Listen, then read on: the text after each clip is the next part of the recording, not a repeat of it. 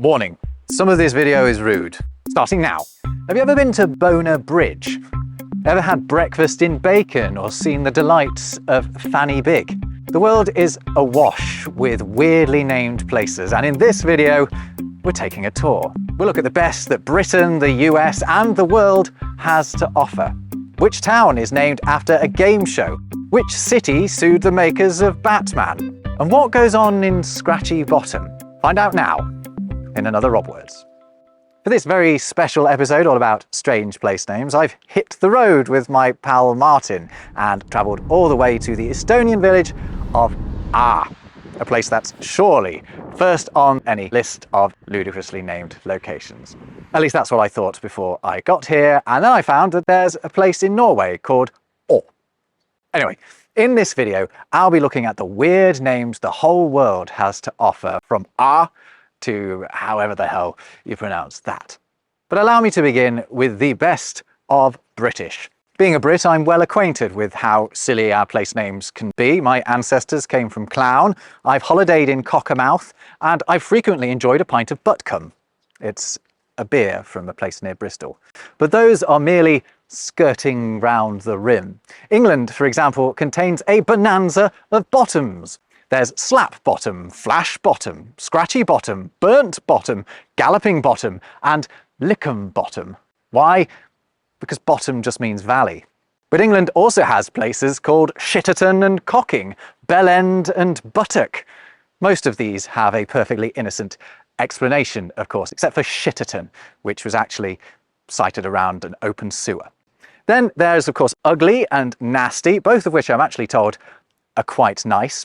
And if you go north of the border, Scotland also has its fair share of silly names. There is Boner Bridge, the Isle of Muck, and the quaint Perthshire village of Dull, which nowadays is twinned with boring in the US and bland in Australia. And then in Wales, the local language throws out some fun ones too, not least the hiking hotspot Fanny Big, which is not far from a pair of pants. That one's funnier to the Brits watching than the Americans. Fanny Big just means point of the peak in Welsh, and a pant is a hollow. And then there's, of course, perhaps the most famous wacky Welsh place name of all, Llanfair Pwthgwyngyth go Gerwyn Drobwth Llantysilio go go goch. I got a nice Welsh lady to teach me that, and it isn't so much ludicrous as it is long. It means St Mary's Church in the hollow of the White Hazel, near to the rapid whirlpool of Llantysilio of the Red Cave. But the locals just call it Llanfair. If we hop across the Irish Sea to Northern Ireland, you can pay a visit to Muff to enjoy its famous Muff Festival. In County Tyrone, they have a pair of ballocks, upper and lower ballocks, that is. And in County Antrim, you can stare open-mouthed into the Giant's Ring.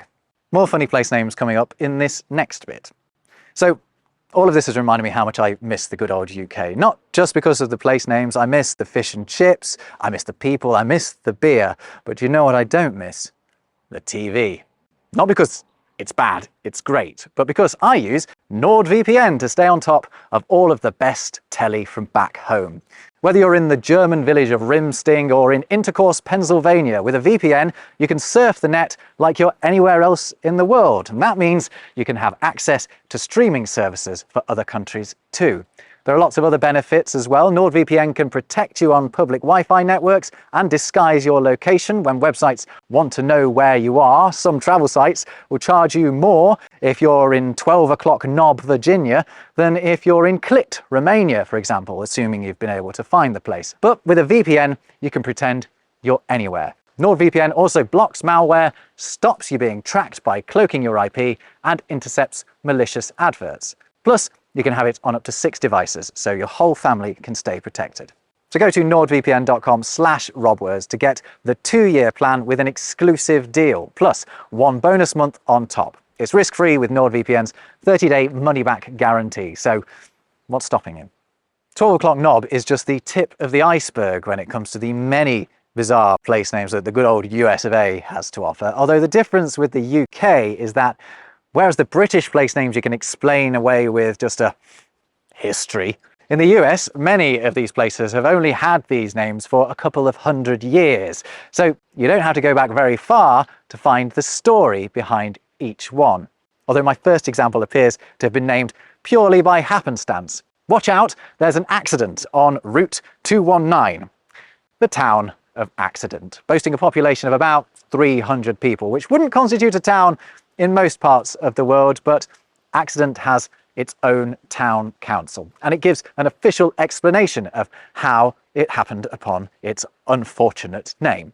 The story goes that in 1751, a man called George Deakins was told by King George II of England that he could have 600 acres of land anywhere he fancied in the west of the state. So Mr. Deakins sent out two groups of engineers to survey the area, and they both happened to start and end their survey in the same place, at this big old oak tree.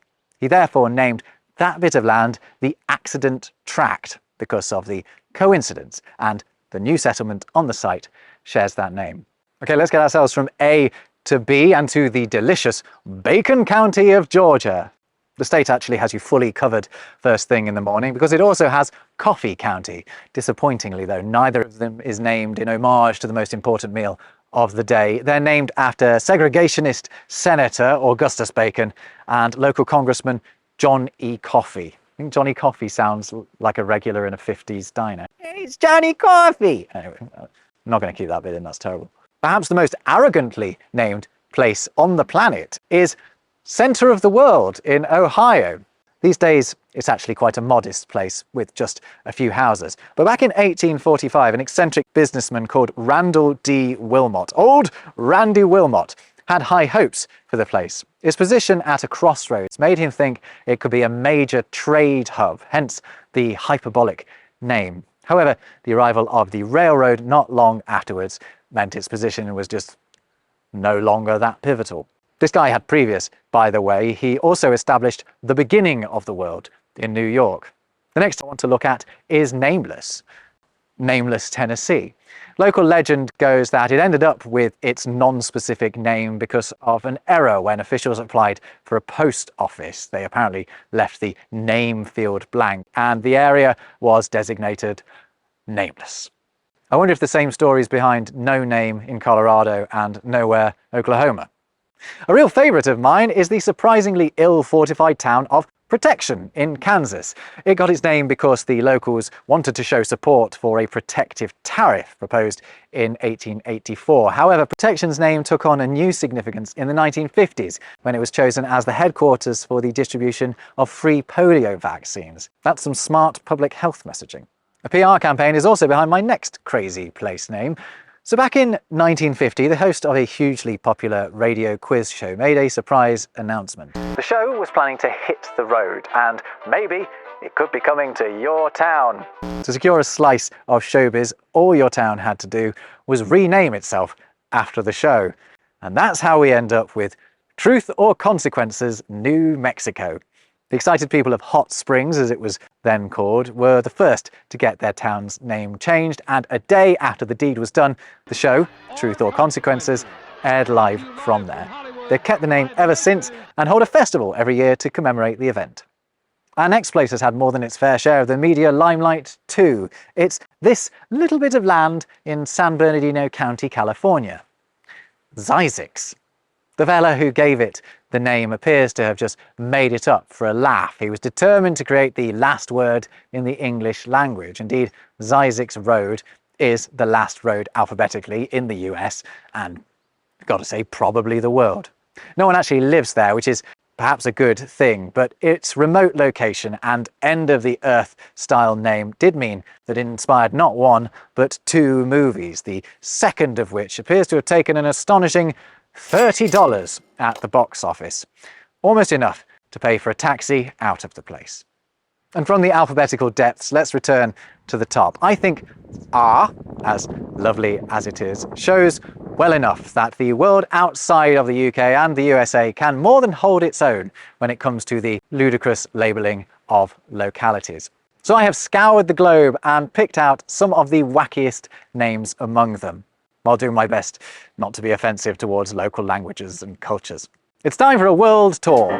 Music please, I hereby bring you my top 10 terrible place names. At number 10, it's the Turkish town of Batman. No Cape Crusaders here, but that didn't stop the mayor trying to sue the makers of the movies over their use of the name. Grabbing our attention at number 9 is the Russian village of Oi. Actually, not the rudest place on the list, but probably the coldest. Next, I've bought us a one-way ticket to Disappointment Island. It seems the folk that stumbled across this barren rock off New Zealand were unimpressed by its lack of natural resources. Happily, no one's ever had to stoop so low as to live there. At number 7, what's that coming over the hill? The town of Monster. Does anyone else remember that song? Anyway, Monster in the Netherlands probably gets its name from a local monastery, or because of its monster of a church, which was pretty big for its time. For 6, let's scramble and head to the Austrian town of Egg. It boasts the Egg Brewery and the Egg Museum, neither of which contains any egg. It's a mere 450 kilometers away from its stinky sister village of Rotten Egg. Barely staying alive at number 5 is Kill in Ireland. The same often unfortunate prefix, meaning church, also results in Killdeer, Kilbride, Kilmacow, Kilmore, and, oh my god, Kilkenny. Putting up stiff competition at number 4, it's Dildo, Newfoundland. Talk show host Jimmy Kimmel is honorary mayor. Wriggling its way into 3rd place, it's Maggotty in Jamaica. You'd be well advised to steer clear of Maggotty Market. Next in this race to the bottom at number 2, it's the central French village of Anus. The locals will tell you it's pronounced Anus, but you don't have to put up with their cheek. And at number 1, it's the cream of the crop, the town with the brown, the settlement with the excrement. It's the Iranian village of No. They're too rude. Okay, let's go with Condom, France. It's not twinned with Protection, Kansas, but it probably should be. Now, there are enough of these to make many more videos like this one. We haven't even touched on the ones that are funny in their own language, for example. If you want me to make more, then do let me know in the comments. And if I haven't left you on Disappointment Island, please do hit subscribe and, click the bell thing so that you know when my next video is up. If you've enjoyed this video, I think you'll like this one as well, or you could just let the algorithm do its thing. Me and Martin now, we're gonna head back home and maybe stop off at the loo on the way.